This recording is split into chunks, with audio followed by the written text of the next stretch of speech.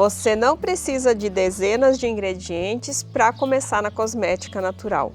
Com um kit simples e muito bem escolhido, você pode estar elaborando sabonetes, cremes, bálsamos, tudo feito em casa de forma simples e prática. Então, se você está interessado em começar na cosmética natural, fica com a gente nesse vídeo que nós vamos passar um panorama geral para você começar com mais segurança e principalmente sem desperdiçar dinheiro. Só que antes de começar a detalhar o que compõe esse nosso kit, eu só quero deixar uma observação. A cosmética natural ela não precisa ser complicada. Pelo contrário, quanto mais simples, melhor. Isso quer dizer o quê? Quanto mais simples uma receita for, quanto mais enxuta ela for, quanto menos ingredientes ela tiver, melhor. Menor a chance de erro, menor a chance de você ter alguma reação indesejada na pele, né? Então a gente sempre vai priorizar o básico. E para quem está começando, a gente prioriza ingredientes que sejam multifuncionais, que você possa utilizar em mais de uma receita. Então vamos ao kit iniciante da cosmética natural. Eu separei primeiro a parte dos ingredientes que vão compor as receitas e depois a gente vai falar dos utensílios que você vai precisar também para elaborar essas receitas. Começando os ingredientes, vamos falar primeiro aqui do grupo das manteigas, óleos, que são a base das receitas da cosmética natural. Deles, eu começo falando do óleo de coco. É o que eu mais utilizo, mais gosto de utilizar. Ele é muito usado mesmo na cosmética natural, tanto pelas suas propriedades, né, porque ele é rico em ácido láurico, também porque ele é muito emoliente e ele contribui para aquela dureza da receita de um sabonete, por exemplo, né? E também para espumação. Então, sempre que a gente está fazendo algo para limpar, né, um sabonete, um shampoo, a gente gosta daquela espuminha. E o sabão de coco, ele proporciona bastante isso, né, a partir do processo de saponificação. De todas essas gorduras aqui, é a que você provavelmente vai utilizar em maior quantidade. Então, se algum desses itens você achar que vale a pena você investir em um tamanho maior de embalagem, vai ser o óleo de coco. Na descrição do vídeo, eu vou deixar um link não só para o óleo de coco, tá? Eu elaborei uma planilha onde eu coloquei todos esses itens aqui. Lá vai ter o óleo de coco de 3.200 ou de 1 litro, vai ter todos, tá? Que você vai ver nesse vídeo. E você pode clicar lá dentro dessa planilha, ter os links para tudo. Então, fica fácil para vocês acharem, caso vocês queiram. Falei bastante do óleo de coco, só tem um porém. Para o rosto, ele não é muito indicado para uso no rosto, porque ele pode ser comedogênico, que fala, ou seja, ele pode acabar obstruindo poros e gerando espinhas, esse tipo de coisa. Esse, por outro lado, já é um problema que a gente não tem se a gente utilizar o azeite de oliva. Então, o azeite de oliva, você poderia fazer qualquer uma das receitas com ele, substituir totalmente o óleo de coco por ele, só que fica muito caro. Então, eu gosto de utilizar ele em receitas que sejam assim para uma pele mais delicada, seja porque eu vou fazer para a pele de um bebê, ou seja porque eu vou fazer para a pele do rosto, ou para uma pessoa que tem uma pele muito sensível, né? Então, nesses casos, seria recomendado então a utilização do azeite de oliva. E vale a pena que você invista num azeite de boa qualidade. E afora os óleos, tem também o grupo das manteigas, tá? Eu tenho aqui a manteiga de karité. Eu acho que para quem está começando é uma boa manteiga para você começar, mas existem outras, manteiga de cupuaçu, manteiga de cacau. Aqui no Brasil, inclusive, a gente tem uma produção muito grande, né? A manteiga de karité, ela é interessante porque ela é boa para peles muito secas, muito sensíveis, né? Então aquelas peles que precisam de muita hidratação, né? Seja um sabonete que seja muito hidratante, ou creme corporal, dá para fazer bálsamo labial, dá para usar em pomadas também, né? Então um ingrediente bem versátil é a manteiga de karité. Esse pote, para vocês terem uma ideia, ele é de 400 gramas, tá? Não precisa comprar uma quantidade muito grande, tá, pessoal? Ela também não é tão barata assim. Ela não vai ter uma validade tão longa, então foque em comprar uma quantidade mais moderada nesse caso. Agora eu quero falar de alguns ingredientes que não são só esses aqui, mas que são assim os ingredientes totalmente naturais que vão compor a sua receita. Não que esses não sejam, mas passaram por um processo de industrialização. Aqui eu tenho o mel, tá? Então, procurar com mel de boa procedência, ter certeza de que é um mel puro. O mel, ele tem uma ação calmante sobre a pele, então ele é muito usado, até mesmo puro, assim, simplesmente pegar e passar o mel na pele já serve como uma máscara facial, por exemplo, bem básica. Muito hidratante, com poder antimicrobiano, antibacteriano também. Você passando essa máscara de mel aí, por exemplo, ajuda num tratamento de acne, já ajuda, já é um começo. Fora o mel, que também vai compor as suas receitas, você vai poder utilizar plantas medicinais, das quais você queira aproveitar os benefícios. Eu tenho aqui, por exemplo, o alecrim, tá? Mas pode ser outras plantas, né? Você pode ter elas secas assim, ou você pode ter a planta e ir utilizando, colhendo conforme você precisar. E uma que vale muito a pena ter é essa daqui, a babosa. Se você tiver aqui pouquíssimo espaço, só tem um vaso para cultivar, se tiver que escolher só uma, falando de cosmética natural, a babosa com certeza é a que você vai utilizar mais. A babosa, ela tem propriedades calmantes, cicatrizantes e é muito hidratante. Então ela serve tanto para utilização no rosto, no cabelo, e você pode ter ela fresca na planta ou você pode também preservar o gel dela congelado. Já mostramos aqui como faz isso. Ainda falando das plantas, só que agora num formato diferente. Eu quero falar um pouquinho dos óleos essenciais. Os óleos essenciais, eles são naturais, eles são extraídos da planta a partir de um equipamento específico, num processo de fervura e do vapor que é liberado desse aquecimento da planta, né? Ele é o óleo mesmo que corre dentro das veias da planta, vamos dizer assim, e que é extraído e armazenado nesses frasquinhos aqui, tá? Então você vai ver um frasquinho de 5 ml. Parece pouco, mas isso aqui dura muito. 5 ml de óleo essencial você vai usar muito, porque cada vez você vai usar às vezes 5, 10, 15, 20 gotinhas, dependendo do tamanho da receita que você está elaborando. Poucos óleos no começo já são suficientes, você pode ter aí 2, 3, né? Se eu fosse elencar os principais, na minha opinião, seria o melaleuca, né, que é o teatri. Ele é propriedade antisséptica, bem interessante. A lavanda é uma outra opção muito boa, é calmante, cicatrizante, combina também muito bem com sabonetes, por exemplo, né, porque ela sempre tem esse ar de limpeza, né, esse cheirinho de limpeza que remete à lavanda. Isso é um detalhe. O nome óleo essencial não é à toa, é porque realmente a essência está presente aqui, tá? Eu utilizar o alecrim assim na planta, fazendo todo o processo, né? Eu extraio benefícios dele, mas eu não consigo extrair muito do aroma dele, de forma caseira. Agora, se eu acrescento um óleo essencial de alecrim, aí sim eu vou ter esse cheirinho gostoso do alecrim na minha receita. Um outro óleo interessante de você acrescentar, caso você vá fazer também pomadas, produtos que visam aí o tratamento da saúde.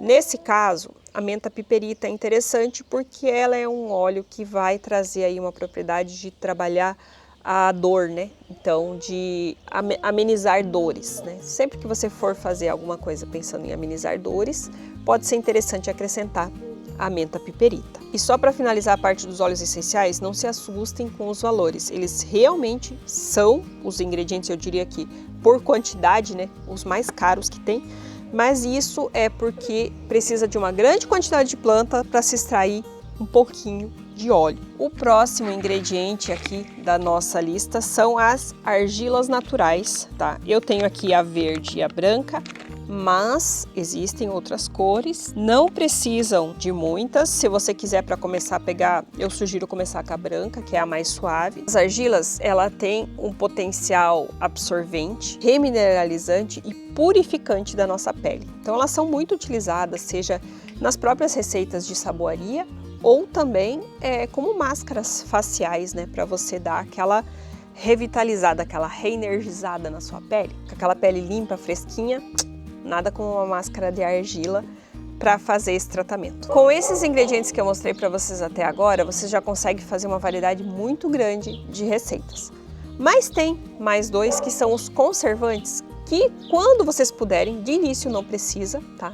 mas quando vocês puderem investir também é interessante, porque eles vão ampliar a durabilidade da receita de vocês. Os conservantes que são amplamente aprovados para a gente utilizar na cosmética natural são o Cosguard, que é recomendado para utilização em todas aquelas receitas onde haja presença de água, né? Então, ou onde você acrescentou água, ou um chá, ou onde você colocou, por exemplo, o gel da babosa, né? Que também é água. Então, nesse tipo de receita, onde tem um meio aquoso presente, a gente utiliza o Cosguard. E o outro conservante muito interessante é a resina do alecrim.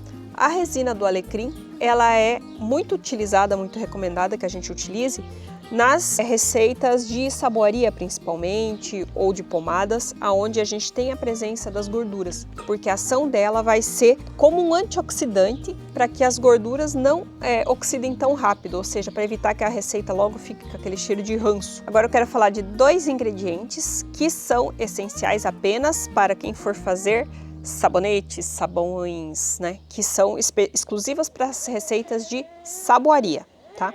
Um deles é a soda, tá?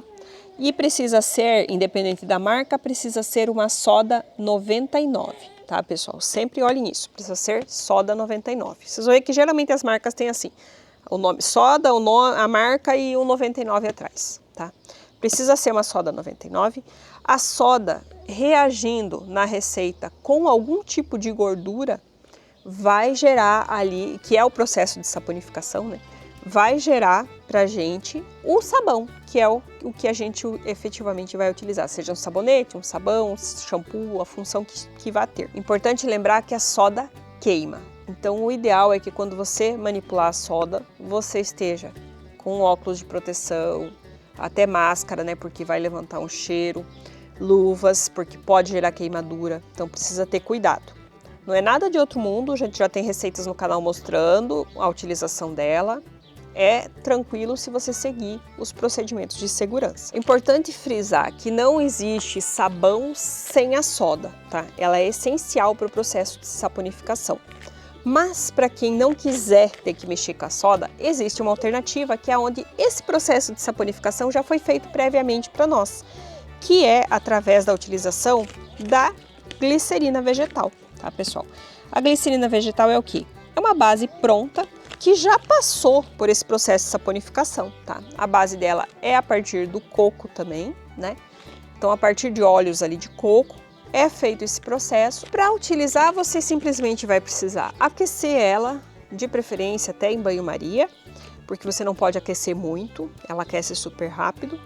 E você, depois de derretida, você vai acrescentar os seus ingredientes ali, o seu toque especial da sua receita, vai passar para o molde rapidamente, porque ela na sequência já vai começar a endurecer novamente, tá? Então, tirou ela do calor, ela já começa a endurecer na sequência.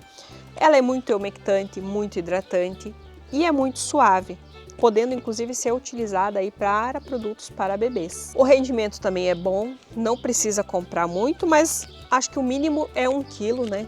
Para valer a pena.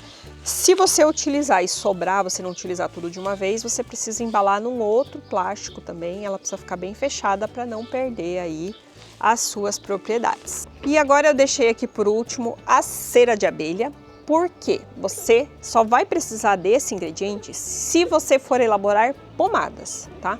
Nós temos algumas receitas já de pomadas aqui no canal, então para a elaboração de pomadas é necessária a cera de abelha. Você pode comprar pela internet também, foi como a gente adquiriu. Ela precisa ser pura, né? Pura cera de abelha, precisa estar atento a isso. E ela costuma ser vendida em blocos assim. Esse aqui eu tinha comprado era de 1 quilo, mas tem menores também. Aí você vai ver o que você acha mais interessante para a sua situação. A cera de abelha, nas receitas de pomada, ela é responsável por trazer aquela firmeza, aquela dureza da pomada. Ela auxilia também a prolongar um pouco o tempo de conservação, né? Então é bem interessante de estarmos usando a cera de abelha se você quiser elaborar pomadas. E agora vamos à parte dos utensílios, tá? Já adianto que nem tudo que tá aqui vocês vão necessariamente precisar logo no início, tá? E algumas desses itens você inclusive pode ser que tenha aí na sua casa já, que você possa destinar para usar na saboaria ou na cosmética natural. Só tem que ter um seguinte cuidado. ah, eu peguei essa espátula aqui, ó, e destinei ela para usar para fabricação de sabonete. Não volte ela para a cozinha, tá? É importante ter os utensílios separados, por quê? Para evitar um risco de contaminação cruzada, né? Já vi pessoas comentando, ah, mas uso sabão também para lavar a minha louça, então qual que é o perigo de contaminação, né? O perigo não é tanto de contaminação da saboaria, do que a gente utilizou para fazer um sabonete, por exemplo, contaminar a sua cozinha, é o contrário.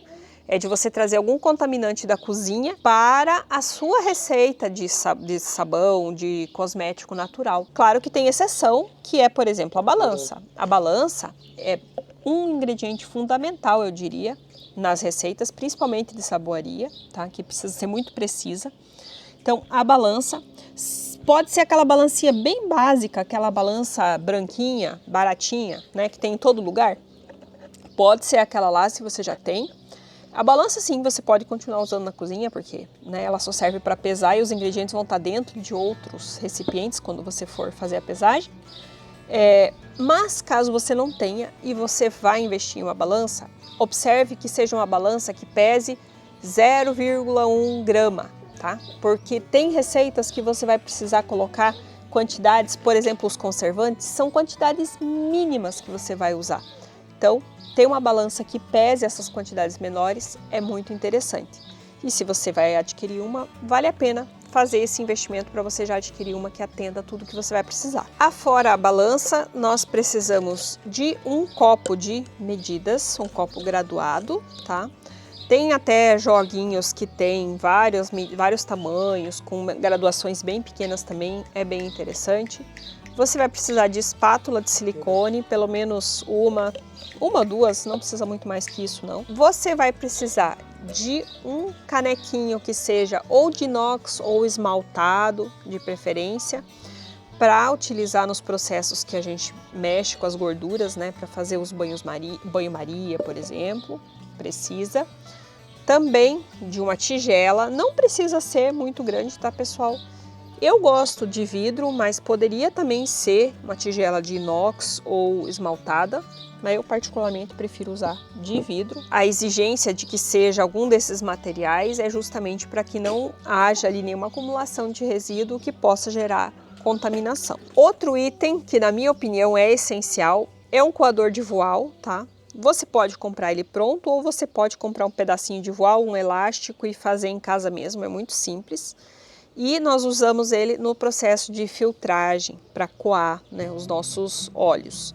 Então, com o voal você consegue espremer e extrair bem os óleos das suas receitas. Esses são os utensílios que eu considero básico para você começar. Agora tem outros que ajudam bastante, tá bom? Então, um deles, eles não são indispensáveis, mas são muito recomendáveis. Um deles é o mixer de imersão, que é esse que você coloca dentro e pode bater, né? Ele é quase como se fosse um liquidificador de imersão. Se eu aproveitei um que eu já tinha na minha cozinha, não usava muito, eu destinei ele para isso. Mas se eu fosse comprar hoje, eu compraria um que não tem essa abertura aqui embaixo, tá? Inclusive o que eu deixar para vocês no link é o que eu gostaria de ter, ainda não tem. Mas um que não tem essa abertura aqui embaixo, pessoal, porque aqui fica enroscando quando você está processando lá. Os itens ficam prendendo aqui e você acaba perdendo uma parte dos ingredientes, né? Que ficam presos e não mesclam adequadamente. Outros dois equipamentos que não são indispensáveis para quem está começando, mas que tão logo possíveis é interessante você ter, é um termômetro de espeto para você poder medir, acompanhar ali a temperatura da sua receita, né? E também um medidor de pH, esse mais especificamente para quem for trabalhar então com a saboaria, tá? E ainda falando da saboaria, também tem a questão dos moldes, né? Os sabonetes, sabão, eles sempre vão precisar de um molde. Se você for comprar, recomendo comprar logo os de silicone, eles são baratos, não são muito caros. Eu aqui até aproveitei, peguei da cozinha, tinha várias dessas forminhas de pão, eu destinei uma para fazer os sabonetes, né? Então também serve, mas não é indispensável que você compre. Você pode sim reaproveitar outros itens. Um que fica muito bom para sabonetes é você reaproveitar as caixinhas de leite, aquelas caixinhas Tetra Pak. você recorta uma tampa na caixinha, de preferência próxima de onde fica aquela rosca, né? Para abrir a caixinha de leite, você corta ali para ficar com a embalagem bem retinha, certinha. Despeja a sua massa lá dentro, espera endurecer e esfriar. E depois você corta, rasga a caixinha, descarta ela e corta a receita normal, como se tivesse feito aqui nessa forminha. Com esse kit básico, que vai custar para você a partir de uns R$300, se você reaproveitar algumas coisas que já tem em casa, você já consegue fazer uma gama muito grande de receitas, tá? E em grande quantidade, tá, pessoal? Principalmente se você optar por um recipiente grande de óleo de coco, você vai poder utilizar por muito tempo, né? Então, diluindo, pode parecer um valor alto de início, mas diluindo entre as inúmeras receitas que você vai fazer, por unidade o custo não vai sair alto não, sai bem em conta. Se você quer ver na prática como utilizar esses itens, nós vamos deixar no card final um vídeo no qual nós mostramos a fabricação de um sabonete de alecrim usando a glicerina vegetal, muito fácil de fazer. E vamos deixar também uma playlist onde nós temos outras receitas aqui do canal, em que mostramos a elaboração de sabonetes, pomadas. Tem lá uma grande diversidade de receitas para vocês. Então, se você gostou desse vídeo, não esquece de deixar o seu like, se inscrever no canal e a gente aguarda vocês aqui para um próximo vídeo. Tchau, tchau, pessoal!